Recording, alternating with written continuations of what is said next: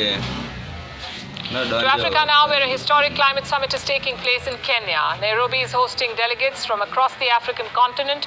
The goal is to decide on a way towards sustainable development. And this is the first such summit in Africa. It's a way for the continent to take charge, instead of always ending up the victims of extreme climate. But the way forward is not clear. Some countries want to bypass fossil fuel-led growth. They want to transition directly to green energy. Other nations, the ones who have massive fossil fuel deposits, do not want that, obviously. They want to exploit their natural resources to achieve economic prosperity. It's a tough debate, made tougher by protesters. People have taken to the streets of Nairobi. They demand an end to energy neo-colonialism.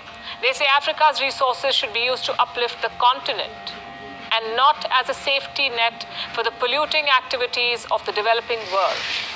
Here's a report. In the fight against climate change, Africa has entered the arena. The Africa Climate Summit 2023 is taking place. It's being held in Kenya's capital, Nairobi. The city has become the stage for the climate battle. But as great as the summit is, it isn't without controversy. The participating nations have yet to agree on a way forward, and delegates from other parts of the world are pushing their own agenda, which has left many fearful for the path Africa will take. You see, the continent has been getting a raw deal. It's home to about 1.46 billion people. That's about 17% of the world's population. Yet it emits far fewer greenhouse gases than the developed world. The US and China are the biggest greenhouse gas emitters on the planet. They are the chief contributors to the climate crisis. And it's Africa that unfairly bears the brunt of extreme weather brought about by climate change. This continent accounts for less than 4% of global emissions, yet it suffers some of the worst effects of rising global temperatures. Extreme heat, ferocious floods, and tens of thousands dead from devastating droughts. The African continent isn't alone, of course. Many countries with negligible carbon footprints suffer the adverse effects of climate change. This is around the world. The collective global south pays for the sins of the developed world. But Africa is emerging as a solution. The continent has the potential to generate massive amounts of clean energy. Solar, wind, hydroelectric, everything is possible in Africa.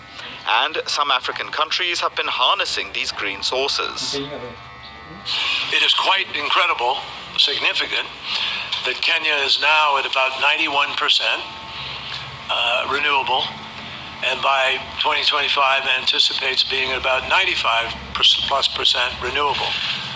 And they're growing.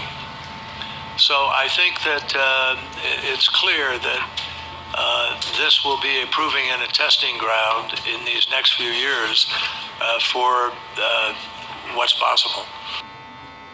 The summit host Kenya is at the forefront of renewable energy generation. And President William Ruto is championing green growth. He has a plan. Let Africa bypass the fossil fuel-based growth of the West.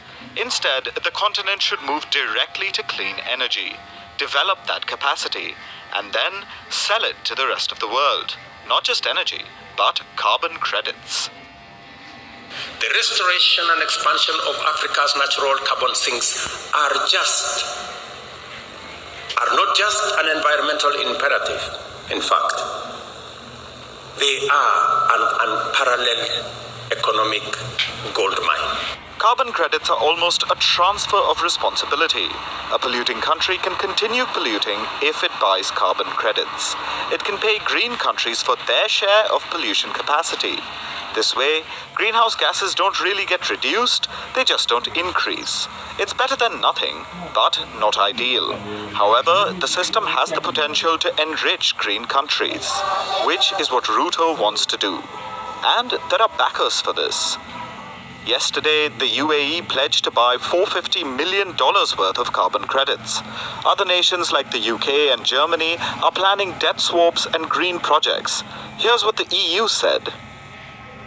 We're not only interested in extracting resources. We want to partner with you to create local value chains, to create good jobs here in Africa.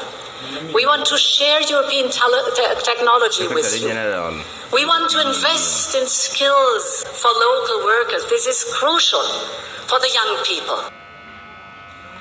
Basically, they're trying to make Africa the green hub of the world, while they continue their polluting ways.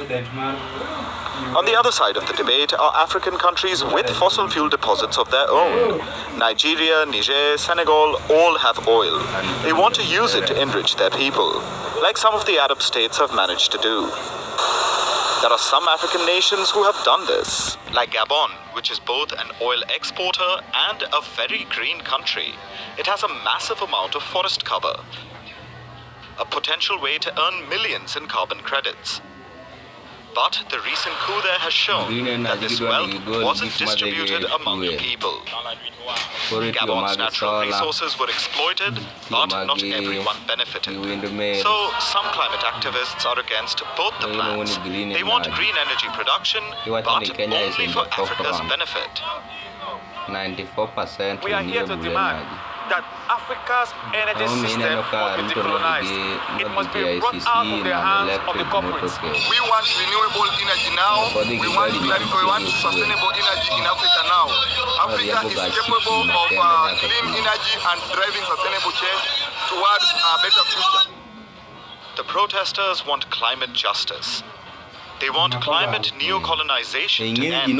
They want Africa to benefit first from its resources. But in a world that has exploited Africa for centuries, will their voices be heard?